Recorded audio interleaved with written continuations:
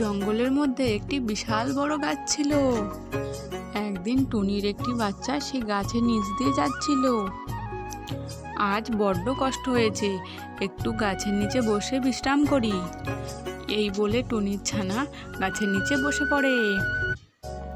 কিছুক্ষণ পর টুনির বাচ্চা দেখতে পায় গাছের উপর থেকে তার মাথায় জল পড়ছে।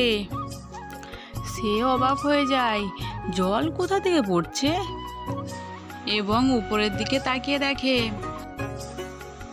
এ বাবা, এ তো ডাইনি যে। এই বলে টুনির বাচ্চা দৌড়ে পালায় এবং ডাইনি তাকে ধাওয়া করে। অবশেষে ডাইনি টুনির বাচ্চাকে ধরে ফেলে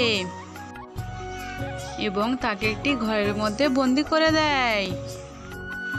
এদিকে টুনি তার বাচ্চাকে খুঁজে বেড়ায়। টুনি তার বাচ্চাকে এদিক ওদিক খুঁজতে থাকে।